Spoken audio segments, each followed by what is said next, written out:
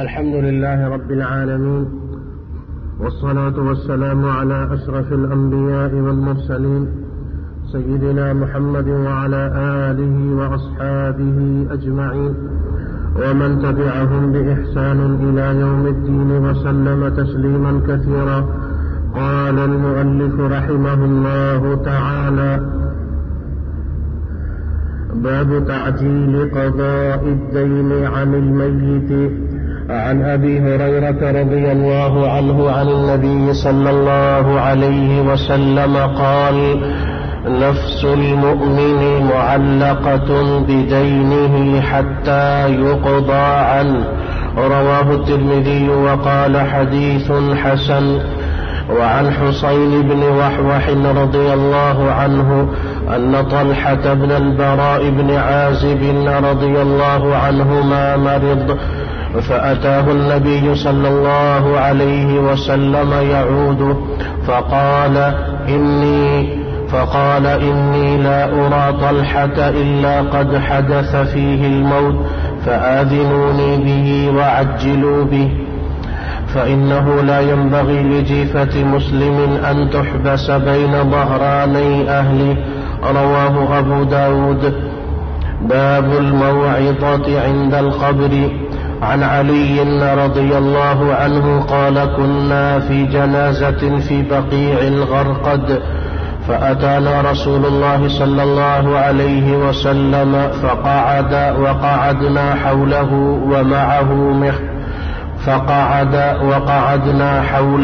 ومعه مخصرة، فنكس وجعل ينكت بمخصرته، ثم قال: ما منكم من أحد إلا وقد كتب مقعده من النار ومقعده من الجنة. فقالوا: يا رسول الله أفلا نتكل على كتابنا؟ فقال: اعملوا فكل ميسر لما خلق له. وذكر تمام الحديث متفق عليه. باب الدعاء للميت بعد دفنه والقعود عند قبره ساعة للدعاء له والاستغفار والقراءة. وعن أبي عمرو وقيل أبو عبد الله وقيل أبو ليلى عثمان بن عفان رضي الله عنه قال: كان النبي صلى الله عليه وسلم إذا فرغ من دفن الميت وقف عليه وقال: استغفروا لأخيكم وسلوا له التثبيت فإنه الآن يسأل. رواه أبو داود. وعن عمرو بن العاص رضي الله عنه قال: إذا دفنتموني فأقيموا حول قبري قدر ما تنحر جذور ويقسم لحمها حتى أستأنس بكم وأعلم ماذا أراجع به رسل ربي. رواه مسلم وقد سبق بطوله. قال الشافعي رحمه الله تعالى: ويستحب أن يقرأ عنده شيء من القرآن، وإن ختموا القرآن كله كان حسنا. वो अहकामात के जिनका ताल्लुक मैयत से है और उसके दफन से मुताल्लिक और उसके दफना दिए जाने के बाद वाले उमूर से, उनको यहाँ इमाम अन्नववी रहमतुल्लाह अलैह बयान कर रहे हैं। इनमें से कुछ अहम चीजें वो हैं जो इससे कबल वाले अबवाब की अहादीस में बयान की जा चुकी हैं, और कुछ अहम मसाइल वो हैं जिनको यहाँ इन अबवाब में और इनके बाद आने वाले चंद अबवाब की अहादीस में बयान किया जा रहा है। इस बाब में जिस हदीस को बयान किया गया और जिसे इमाम अत-तिरमिज़ी ने अपनी सुनन में नकल किया, बाबु ताजील क़ज़ा'i अद-दीन अनिल मय्यत, के मरने वाले के ज़िम्मे अगर किसी का कर्ज वगैरह देना है तो उसके बारे में जल्दी की जाए, इसलिए कि जब तक वो कर्ज और वो हक अदा न हो فرمایا کہ نفس المؤمن معلقۃ، وہ معلق رہتا ہے، یعنی اللہ کے سامنے روح کی حاضری والا جو معاملہ ہے یا اس انسان کے اعمال کے اللہ کے سامنے پیش کیے جانے کا جہاں تک معاملہ ہے وہ رکا رہتا ہے اس وقت تک جب تک یہ حق والوں تک نہ پہنچا دیا جائے۔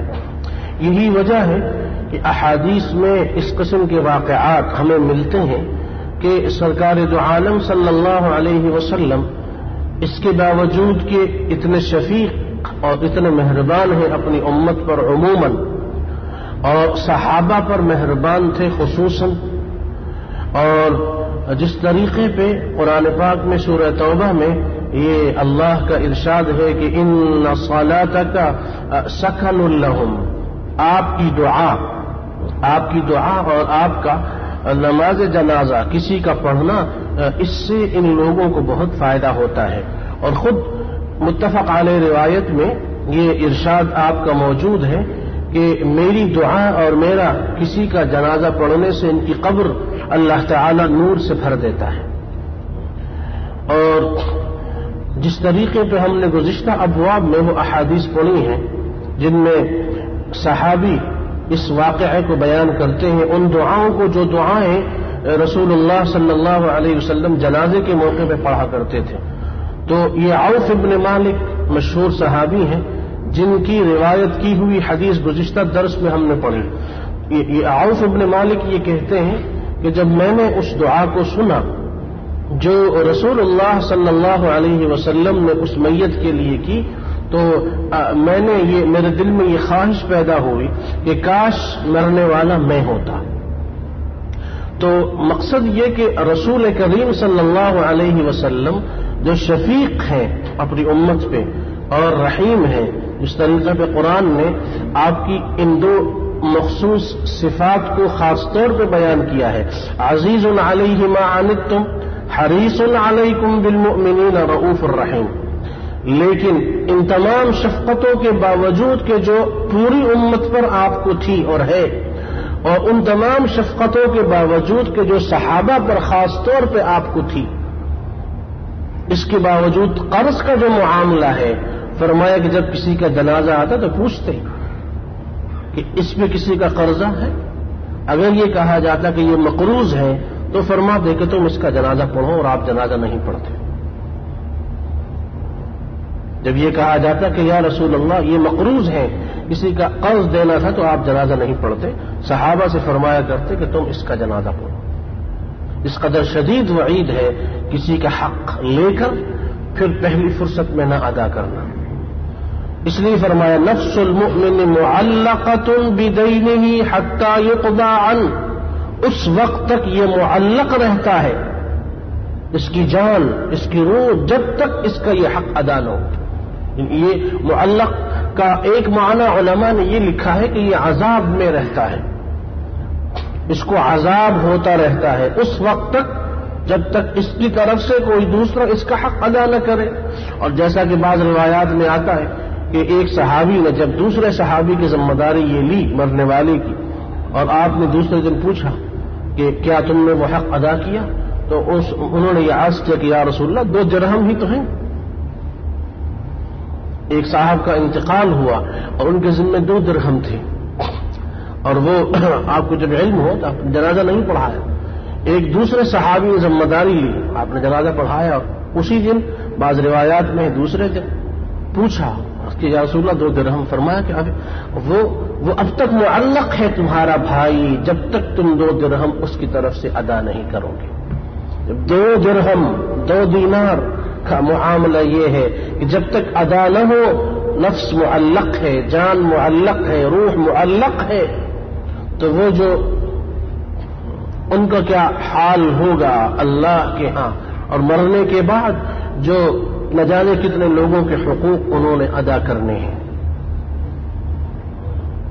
اس لیے فرمایا کہ جبریل آئے اور خوشخبری سنائی کہ جو شہید ہو جاتا ہے اللہ کے راستے میں اس کے سارے گناہ معاف ہو جاتے ہیں، اور فوراً جنت میں داخلے کا حکم ہوتا ہے۔ فرمایا آپ علیہ الصلوۃ والسلام نے کہ جبریل ابھی آئے، انہوں نے مجھے دوبارہ بتایا کہ ہاں یہ بات بھی اپنی امت تک پہنچا دیجئے کہ شہید کے سارے گناہ معاف ہو جاتے ہیں، لیکن کسی کا حق اور قرض اگر دینا ہے وہ شہید کا بھی معاف نہیں ہوتا، اس کو بھی سزا ملے گی۔ شہید جس کے سارے گناہ معاف ہو جاتے ہیں لیکن اگر کسی کا حق دینا ہے وہ معاف نہیں ہوتا۔ حقوق العباد، حقوق العباد کا یہ شعبہ ہے جس کی امت کو اور اکثریت مسلمانوں کی کوئی پرواہ نہیں۔ چھوٹی موٹی چیزیں ان کو تو عام طور پہ یوں ہی سمجھ لیا گیا۔ اب تو حالت یہ ہے کہ ملک کا پورا بجٹ ہی اور ارب روپیہ وہ سب جا رہا ہے ادھر۔ جتنی بڑے بڑے شعبے ہیں، وزارتیں ہیں، ان کی رپورٹ آپ دیکھیے۔ کیا کبھی آپ نے سنا اپنے ملک کے بارے میں کسی وزارت کو فائدہ ہوا، کسی کارخانے کو فائدہ ہوا؟ ہر سال جو رپورٹ آتی خسارے کی، اور خسارہ کروڑوں اربوں میں ہوتا ہے۔ یہ خسارہ کیوں؟ یہ چوری اور یہ خیانت، اور وہ ایک دور تھا کہ لوگ قرض لیا کرتے تھے اور قرض لے کے واپس نہیں کرتے تھے۔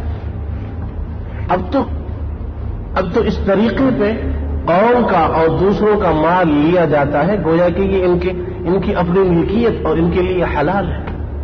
رسول اللہ تو یہ فرماتے ہیں علیہ الصلوۃ والسلام، مسواک کے برابر کوئی چیز، فرمایا کہ جس کسی نے جھوٹی قسم کھائی یا غلط دعویٰ کر کے کوئی چیز لے لی، صحیح مسلم میں ہے یہ حدیث، تو حرم اللہ، یہ حدیث بار بار ہم پڑھ چکے ہیں، اپنے درس میں سنا چکے ہیں کہ اللہ تعالیٰ اس پر جنت کو حرام کر دیتے ہیں، اوجب علیہ النار وحرم علیہ الجنہ، جنت حرام ہو جاتی ہے، جہنم واجب ہو جاتی ہے۔ ایک شخص نے پوچھا کہ وَإِن كَانَ شَيْئًا يَسِيرًا یا رسول اللہ، شَيْئًا يَسِيرًا تھوڑی ہلکی پھلکی کوئی چیز ہو، قلم، کوئی پین لے لیا، لیٹر پیڈ لے لیا وزارت منسٹری کا، یا اپنے یا کوئی بوتل لے لی، کوئی اور چیز چھوٹی موٹی، وَإِن كَانَ شَيْئًا يَسِيرًا، اگرچہ یسیر تو یہ قلم بھی پین بھی نہیں ہے، 5-6 ریال اس کی قیمت بھی ہے۔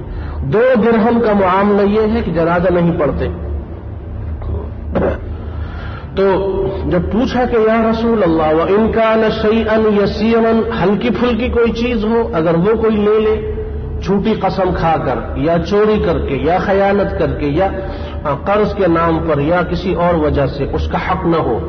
اور یہ بھی فرمایا کہ من ادعى ما ليس له، جس کسی نے اس چیز کا دعویٰ کیا جس کا وہ اہل نہیں تھا اور جو اس میں سے نہیں تھا۔ اور یہ فرمایا کہ یہ بھی آپ علیہ الصلوۃ والسلام کا ارشاد ہے کہ جس کسی نے وہ دعویٰ کیا، جھوٹا دعویٰ، من ادعى ما ليس له، جس نے وہ دعویٰ کیا جس کا وہ اہل نہیں ہے، جھوٹا دعویٰ، تو کیا ہے؟ فلیس منا، وہ ہم میں سے نہیں ہے۔ وَلْيَتَبَوَّأْ مَقْعَدَهُ مِنَ النَّارِ، اور جہنم میں اپنا ٹھکانہ بنا لے۔ 2 شدید وعیدیں ہیں، ایک تو یہ کہ ہماری امت میں سے نہیں ہے وہ جو جھوٹا دعویٰ کرے۔ جھوٹے دعوے کی ایک قسم یہ ہے کہ کسی چیز پر جھوٹا دعویٰ کہ یہ چیز میری ہے، اور دعوے کی دوسری قسم یہ ہے کہ اپنی نسبت کسی چیز، کسی خاندان، کسی طرف نسبت اپنی کرے اور نسبت غلط ہو، اپنی نسبت خاندان کی یا اپنی یا کسی ایسی چیز کی طرف کرے کہ وہ نسبت غلط ہو۔ اور دوسری پہلی قسم یہ ہے کہ جھوٹا دعویٰ عام ہے، وہ کسی بھی معاملے میں ہو۔ فرمایا کہ یہ 2 چیزیں جس کے ہاں ہو تو فلیس منا، وہ ہماری امت میں ہم میں سے نہیں ہے۔ اس سے بڑی وعید اور کیا ہو سکتی ہے کہ نبی علیہ السلام فرمائے فلیس منا، وہ ہم میں سے نہیں ہے۔ اور دوسرا یہ کہ وَلْيَتَبَوَّأْ مَقْعَدَهُ مِنَ النَّارِ۔ صرف رسول کریم علیہ الصلوۃ والسلام کی یہ 3 ارشاد آپ لے لیجئے، اور اس کے بعد پھر آپ جائیے مسلمانوں کہ دفتروں اور مسلمان جہاں کام کاج کرتے ہیں، ملازمت ہو، تجارت ہو یا نوکری ہو، یہاں وہاں جا کر دیکھیے کہ امانت کہاں ہے، اور دعویٰ دیکھیے، اور پھر صرف یہ 3 چیزیں، ایک یہ کہ دعویٰ کیا ہے، اور دوسرا یہ کہ جس کے بارے میں نسبت ہے، اور تیسرا یہ کہ وہ جو چیزیں لی جا رہی ہیں۔ تو جب اس شخص نے یہ عرض کیا کہ وَإِنْ كَانَ شَيْئًا يَسِيرًا، تو آپ نے جواب میں کیا ارشاد فرمایا؟ وَإِنْ كَانَ شَيْئًا يَسِيرًا کے جواب میں فرمایا کہ اگر وہ شیء من اراک مسواک جو تم کرتے ہو، اس مسواک کے برابر بھی اگر کوئی چیز کسی نے لی ہے، مسواک جس کی 1 آدھا ریال قیمت ہے، مسواک چھوٹا سا مسواک، اس کے برابر بھی کوئی چیز اگر لی ہے جس کا وہ حقدار نہیں تھا، جھوٹ یا دھوکہ یا فریب یا رشوت یا زیادتی یا خیانت یا قرض یا کسی بھی غلط طریقے پہ، تو اتنی سی چیز لینے پر بھی جنت اس پر حرام ہو گئی اور جہنم اس پہ واجب ہو گئی۔ تو دین آخر کس چیز کا نام ہے؟ دین فرمایا کہ دین معاملات انسان کے صاف ہوں تو اس کے اعمال بھی دیکھے جاتے ہیں، اور جب معاملات کا عالم یہ ہو کہ اس لیے فرمایا کہ شہید تک کا حال یہ ہے کہ اس کے سارے گناہ معاف ہو جاتے ہیں لیکن کسی دوسرے کا حق معاف نہیں ہوتا۔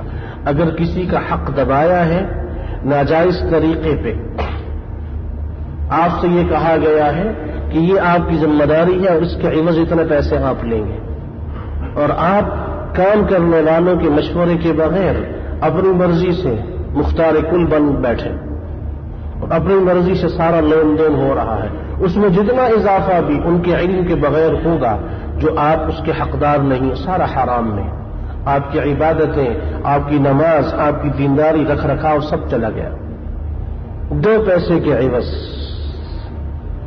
اور یہ 2 پیسے آپ کو حلال طریقے پہ ملنے تھے، اس لیے کہ اللہ کی طرف سے جو کچھ لکھا گیا وہ ہر حال میں آپ کو ملے گا، الٹے لٹک جاؤ اور 24 گھنٹے اور ٹائم لگاؤ تب بھی اتنا ہی ملے گا جتنا لکھا ہوا ہے۔ جو حرام طریقے پہ تم کماتے ہو یہی حلال طریقے سے ملنا تھا، تم نے صبر نہیں کیا، جلد بازی میں اپنے پیر پہ کلہاڑا مارا، اس درخت کی جڑ تم کاٹنے لگ گئے جس پہ تم بیٹھے، جس پہ تمہارا آشیانہ ہے، تھڑام سے نیچے گرے اور نیچے جہنم ہے۔ اللہ نے جو کچھ لکھا حلال، کسی بندے کے لیے اللہ نے حرام نہیں۔ ان اللہ لا یظلم مثقال ذرہ، ان اللہ لا یظلم مثقال ذرہ وما ربک بظلام للعبید۔ اللہ اپنے بندوں پہ ظلم کرتا ہے؟ معاذ اللہ۔ اللہ نے تو فرمایا کہ ان اللہ نے ظلم حرام کیا، حرمت الظلم علی نفسی وجعلته بینکم محرما، میں نے اپنے اوپر بھی حرام کیا۔ خالق اور مالک ہونے کے باوجود ظلم اتنی ناپسندیدہ چیز ہے کہ میں نے اپنے اوپر بھی حرام قرار دیا کہ میں اپنے دشمن پر بھی، اپنے نہ ماننے والے پر بھی ظلم نہیں کروں گا۔ جب اللہ اپنے لیے ایک چیز کو حرام قرار دے تو مخلوق میں سے کسی کو اجازت دے گا کہ وہ اس عمل کو کرے؟ اور یہ ظلم ہے جس ظلم کا انجام اس وقت اس ظلم کا انجام کی سب بھگت رہے ہیں۔ ہم نے بارہا بتایا کہ دیکھو ویل للمطففین، ویل للمطففین، یہ ویل، یہ کوڑا ہے اللہ کے عذاب کا جو برس رہا ہے، لگ رہا ہے، اس سے پٹائی ہو رہی۔ ویل کے کوڑے سے پوری امت کی پٹائی ہو رہی اس وقت، اس لیے کہ مطففین امت جتنی بھی ہے الا من رحم ربک وقلیل ما هم، مطففین ہیں امت سارے مطفف کا معنی ترجمہ ہم لوگ یہ کہتے ہیں اور یہ ترجمہ کرتے ہیں ناپ تول میں کمی۔ ناپ تول اس وقت کہیں ہوتا ہے ناپ تول؟ اب تو ناپ تول کا زمانہ ہی ختم ہو گیا۔ مطفف کہتے ہیں اس کو جو حقداروں کا حق نہ دے یا کم دے اور اپنے لیے حصے سے زیادہ حق کا مطالبہ کر کے وصول کرے۔ اور ہم نے بتایا کہ اس میں ہر شخص مبتلا ہے کہ جب ہماری اپنی کوئی اپنا مقصد، اپنا حق، اپنی چیز، تو ہم وہ بھی وصول کرتے ہیں جو ہمارا حق بنتا ہی نہیں. جھوٹی رپورٹیں لکھی جاتی ہیں اور جناب وہ بل بنائے جاتے ہیں، جھوٹے بل، اور اس پہ پھر کئی لوگوں کے دستخط ہوتے ہیں، سب جھوٹ لکھا جاتا ہے، اور ان جھوٹے بلوں کے ذریعے یہ شخص خوش ہے، یہ بل زیادہ بنے، اس مہینے زیادہ پیسے ملیں گے. وَتَجْعَلُونَ رِزْقَكُمْ أَنَّكُمْ تُكَذِّبُونَ، رزق تم نے جھوٹ اور تکذیب، جھٹلانا اللہ کی توحید کو، اس کو تم نے رزق بنا لیا. اب رزق میں برکت کہاں سے ہوگی؟ وَفِي السَّمَاءِ رِزْقُكُمْ وَمَا تُوعَدُونَ، رزق تو وہ دیتا ہے. اور کہا کہ لَا نَسْأَلُكَ رِزْقًا نَحْنُ نَرْزُقُكَ وَأْمُرْ أَهْلَكَ بِالصَّلَاةِ وَاصْطَبِرْ عَلَيْهَا، اپنے بیوی بچوں گھر والوں کو نماز کا حکم دو، ان کو دیندار بناؤ، اولاد کو دیندار بناؤ. شکل و صورت، لباس اور اٹھک بیٹھک اور کردار اور بول چال سے معلوم ہو کہ ہاں واقعی تو یہ حکم اللہ نے دیا. جہاں تک یہ معاملہ ہے کہ بچے کہاں سے کھائیں گے اور بچوں کا مستقبل کیا ہے، فرمایا کہ لا نسألک، اس کے بارے میں ہم آپ سے نہیں پوچھیں گے اے پیغمبر. اور ان کے ذریعے پوری امت کو بتایا جا رہا ہے، اس لیے کہ رزق بیٹوں اور اولاد کو تم دیتے ہو کیا؟ تم رازق ہو یا ہم رازق ہیں؟ لا نسألک رزقا نحن نرزقک، رزق تو ہم دیتے ہیں.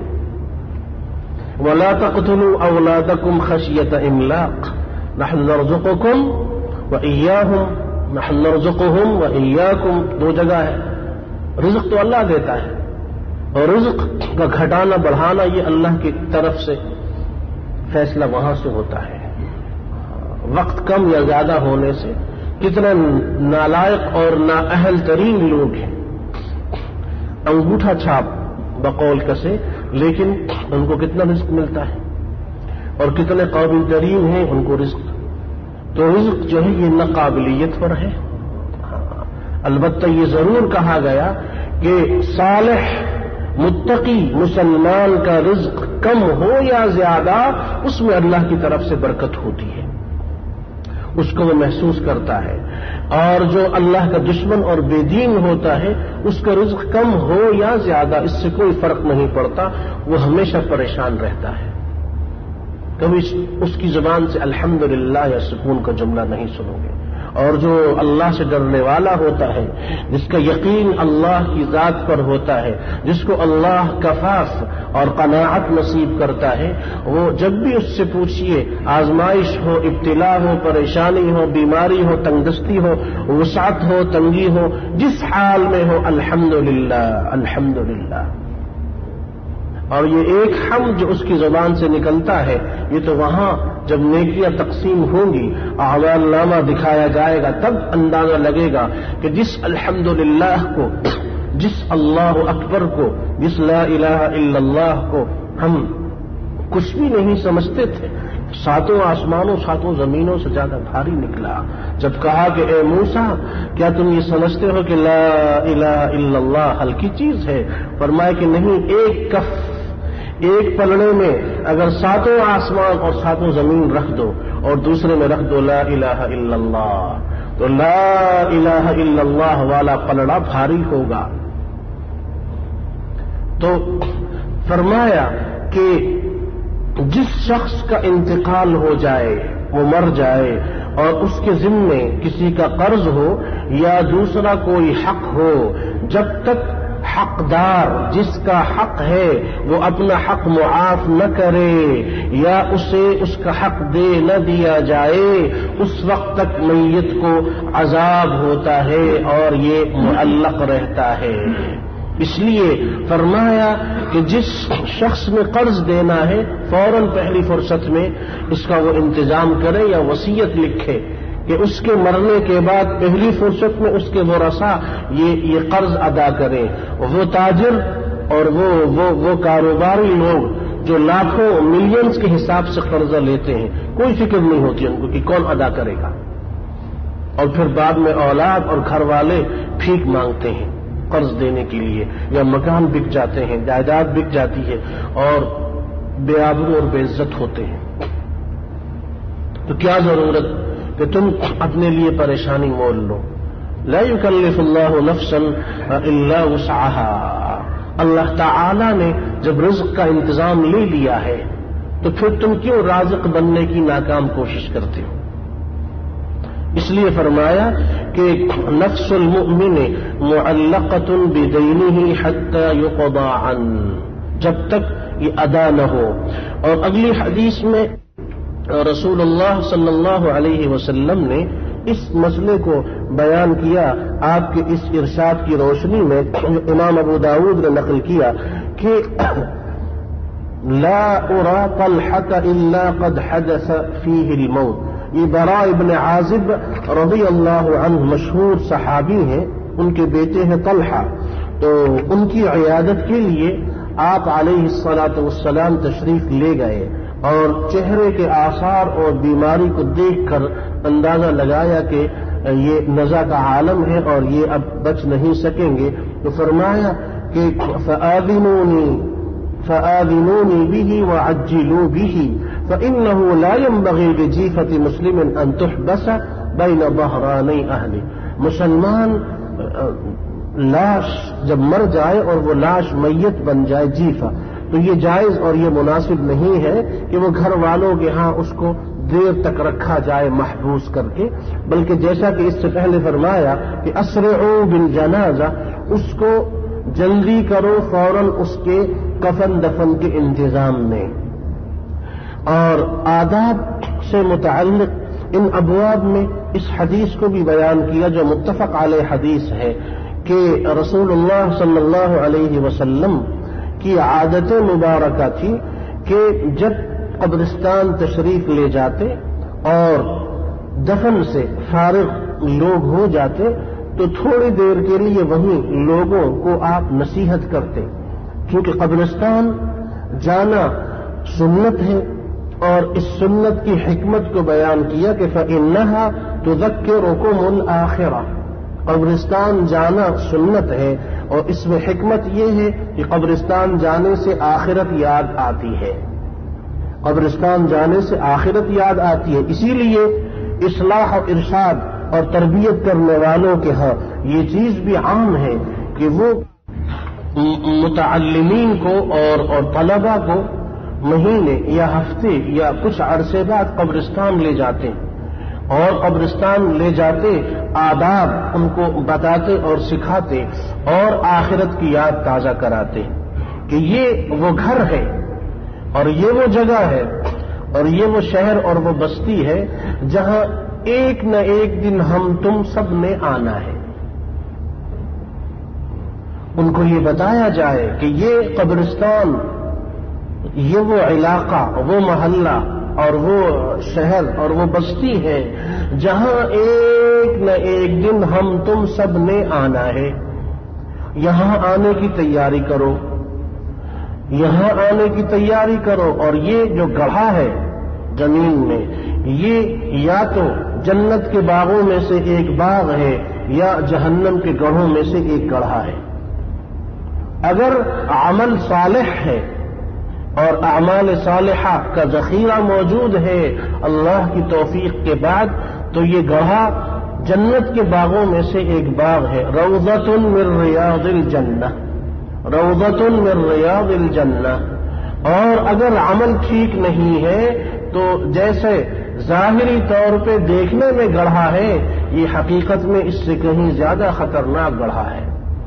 ظاہری طور پہ تمہیں ہمیں اژدہے اور سانپ اور فرشتوں کے گرز اور مارنے کے لوہے کے بڑے بڑے کنڈے والے ہتھیار نظر نہیں آتے، لیکن حقیقت میں یہاں بہت کچھ ہے. ظاہری طور پہ ہمیں یہ چند فٹ اور چند انچ اور چھوٹی سی جگہ نظر آتی ہے، لیکن حقیقت میں یہ اتنی وسیع کر دی جاتی ہے مومن کے لیے تا حد نگاہ. جہاں تک نظر پہنچتی ہے قبر وسیع ہوتی ہے، اور جب یہ تنگ کی جاتی ہے تو جس طریقے پہ آپ علیہ السلام نے اپنی انگلیاں ایک دوسرے کے اندر داخل کی، فرمایا اس طرح پسلیاں ایک دوسرے کے اندر گھس جاتی ہیں جب قبر اس مردے کو دباتی ہے۔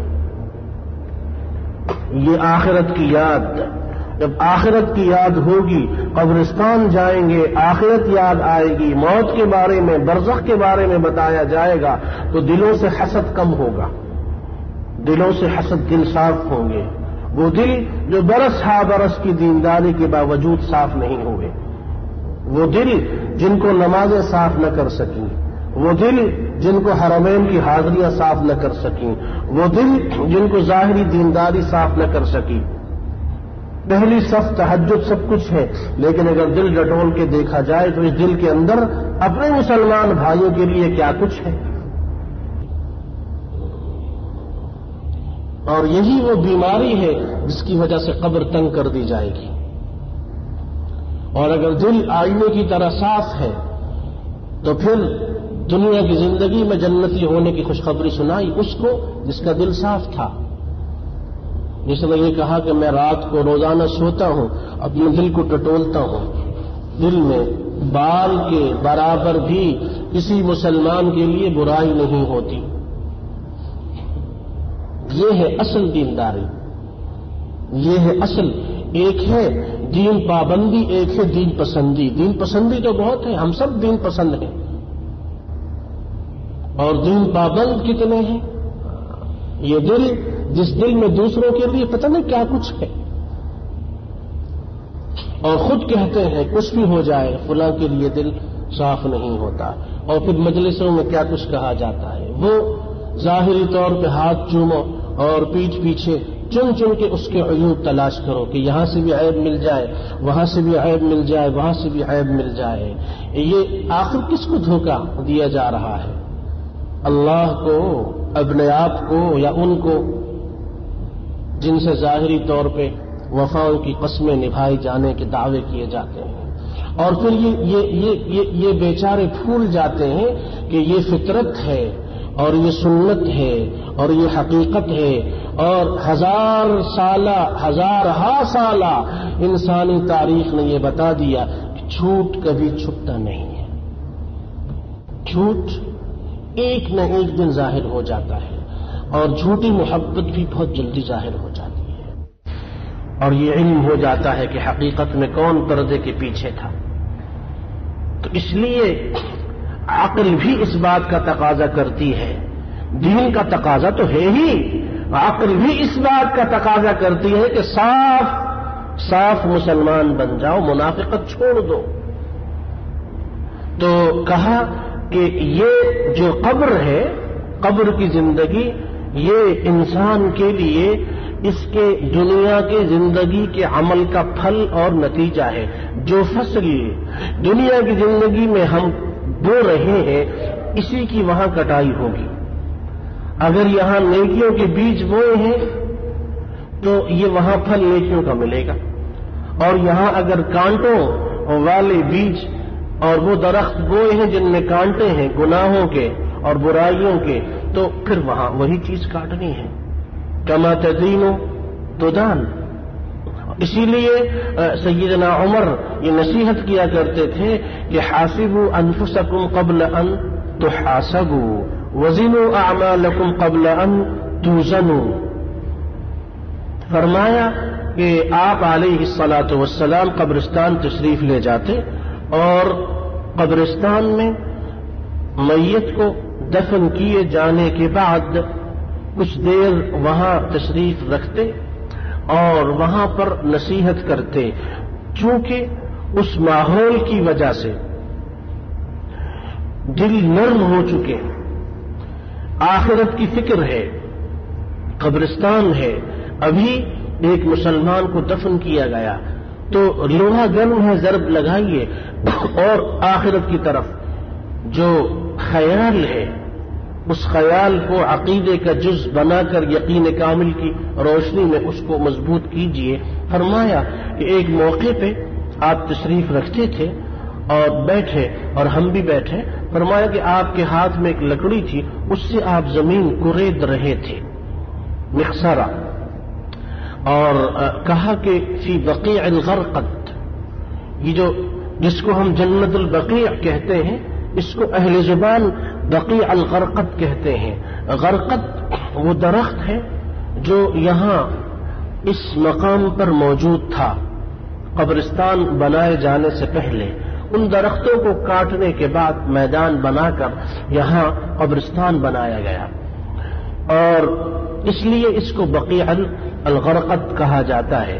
فرمایا کہ اس جنت البقیع میں بیٹھے ہوئے تھے، اور یہ جنت البقیع وہ جنت البقیع ہے، یعنی جنت کا ٹکڑا ہی ہے، اور اس کو اسی لیے جنت البقیع کہا جاتا ہے کہ اس میں امہات المؤمنین کی قبریں ہیں، اور اس میں ہزارہ صحابہ رضی اللہ عنہم کی قبریں ہیں، اور یہ وہ قبرستان ہے جہاں آپ علیہ الصلاۃ والسلام تشریف لے جایا کرتے تھے اہل مقبرہ کی مغفرت کی دعا کے لیے، اور انتقال سے قبل خاص طور پہ آپ جنت البقیع بھی گئے اور احد بھی گئے، اور فرمایا کہ وہاں بیٹھ کر جو نصیحت کی، اس نصیحت میں یہ ارشاد تھا کہ ما منکم من احد الا وقد کتب مقعده من النار ومقعده من الجنہ۔ فرمایا کہ تم میں سے کوئی بھی ایسا نہیں ہے مگر اس کے لیے جنت اور جہنم کا فیصلہ ہو چکا۔ جب یہ بات ہوئی تو عرض کیا کہ افلا نتکل علی کتابنا، جو کچھ لکھا جا چکا کیا ہم اس پہ بھروسہ نہ کریں اور بیٹھ جائیں؟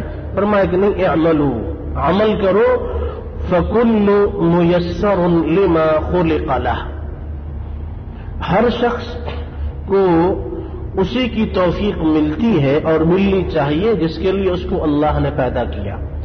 یعنی اللہ نے انسان کو اپنی عبادت کے لیے پیدا کیا، وما خلقت الجن والانس الا لیعبدون، جس مقصد کے لیے پیدا کیا وہ اللہ کی عبادت ہے، اور اس عبادت کرنے میں ہر انسان کو کوشش کرنی چاہیے۔ یہ اس مفہوم کا مقصد ہے جو آپ علیہ الصلاۃ والسلام نے ارشاد فرمایا، اور اس مسئلے کو تقدیر کے مسئلے کی وضاحت میں ایک درس میں بیان کیا جا چکا ہے کہ رسول کریم علیہ الصلاۃ والسلام نے اس مفہوم کے جو ارشادات اور احادیث میں موجود ہیں ان کی تشریح علماء اور محدثین نے کس طریقے پہ کی ہے۔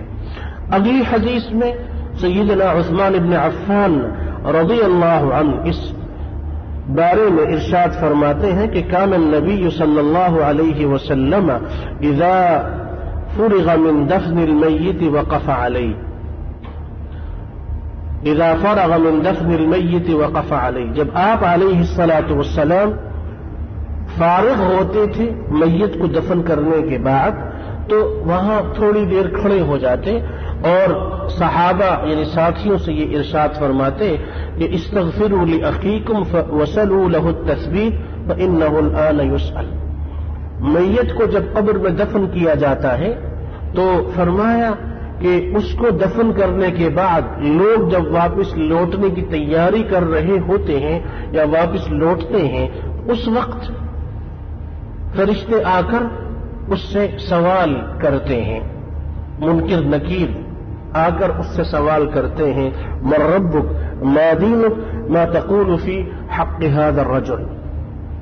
تو اس وقت میت کو دفن کرنے کی تھوڑی دیر بعد آپ علیہ الصلاۃ والسلام نے تمام لوگوں سے یہ کہا استغفروا لاخیکم، اپنے بھائی کے لیے دعائے مغفرت کرو، وسلوا له التثبیت، اور اس کے لیے اللہ سے ثابت قدمی کی دعا کرو، فإنه الآن يسأل، کیونکہ اب اس کا سوال جواب شروع ہو گیا۔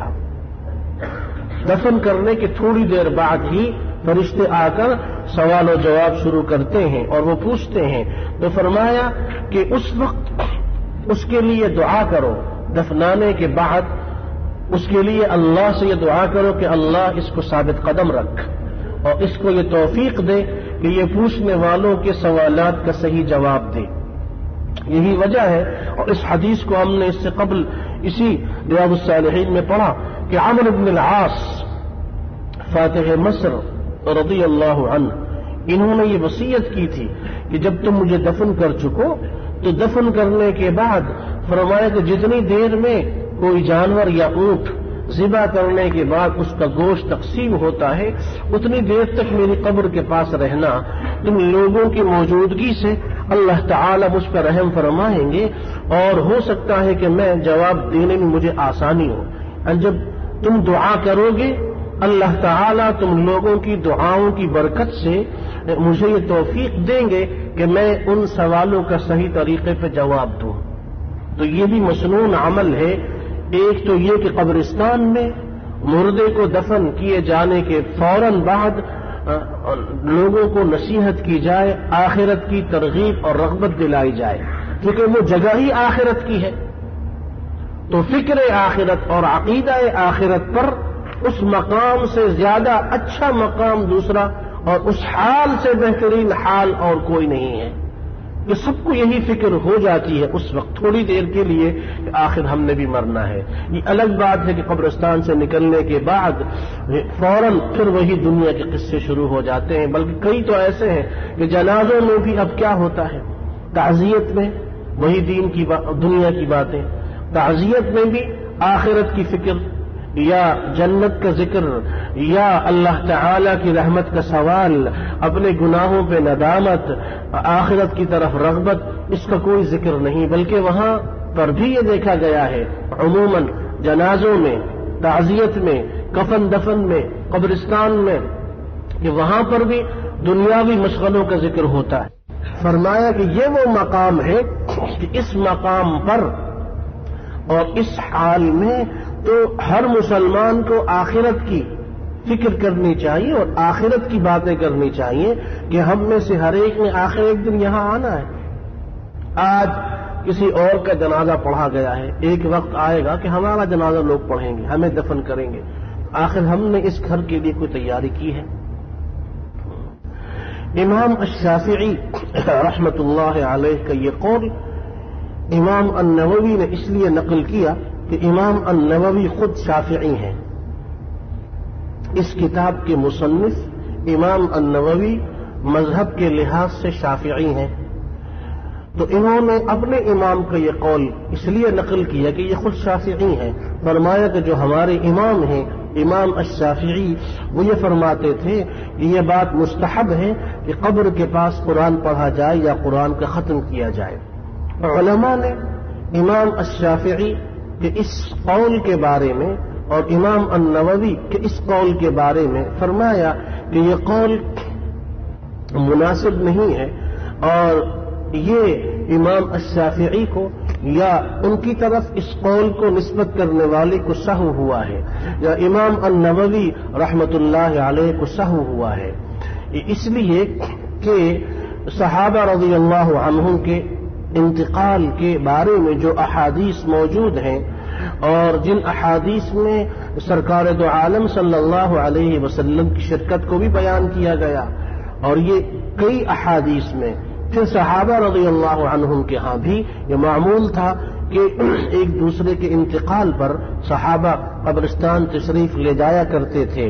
تو کسی بھی صحابی کے عمل سے یا تابعین کے عمل سے یہ چیز ثابت نہیں ہے قبرستان میں انہوں نے قرآن پڑھا ہو یا قرآن کا ختم کیا ہو، تو یہ قول جس کی نسبت امام کی طرف کی گئی ہے یہ قول صحیح نہیں ہے۔ قبرستان میں قرآن پڑھنا یا قرآن کا ختم کرنا یہ بدعت ہے، اور اگر پیسے لے کر اجرت پہ یہ کام کیا اور کروایا جاتا ہے جیسا کہ عموماً ہمارے اس دور میں ہوتا ہے، پھر اس بدعت کی حرمت اور شدید ہے۔ تو یہ بدعت ہے قبرستان میں جا کر ختم کرنا۔ یہ قول جو امام کی طرف نسبت اس کی گئی ہے یہ قول صحیح نہیں ہے، اس لیے کہ امام الشافعی کا مسلک تو ایصال ثواب کے بارے میں ہے ہی بالکل تمام ائمہ سے مختلف، تو لیکن جو چیز مسنون ہے وہ ہے دعائے مغفرت۔ آپ علیہ الصلاۃ والسلام قبرستان تشریف لے جاتے اور اہل مقبرہ کی مغفرت کی دعا کرتے، تو مسنون عمل یہ ہے کہ ان کی مغفرت کے لیے دعا کی جائے اور ان کے لیے مالی ایصال ثواب کیا جائے۔ یا ان کی طرف سے دوسرے ایصال ثواب کی وہ عبادتیں کی جائیں جن عبادتوں کے بارے میں صحابہ رضی اللہ عنہم سے اس بات کا ثبوت ملتا ہے. مرنے والے کی طرف سے قربانی کرنا، مرنے والے کی طرف سے حج کرنا، مرنے والے کی طرف سے عمرہ کرنا، مرنے والے کی طرف سے مالی صدقہ و خیرات کرنا، یہ تمام چیزیں وہ ہیں کہ اس کا ثواب امید ہے اللہ کی رحمت سے کہ مرنے والوں کو پہنچتا ہے. اسی طرح سب سے جو افضل اور سب سے پسندیدہ عمل وہ دعائے مغفرت ہے. والذین جاءوا من بعدهم یقولون ربنا اغفر لنا ولإخواننا الذین سبقونا بالایمان ولا تجعل في قلوبنا غلا للذین آمنوا ربنا انك رؤوف رحیم. وصلی اللہ وسلم علی سیدنا محمد وعلی آلہ.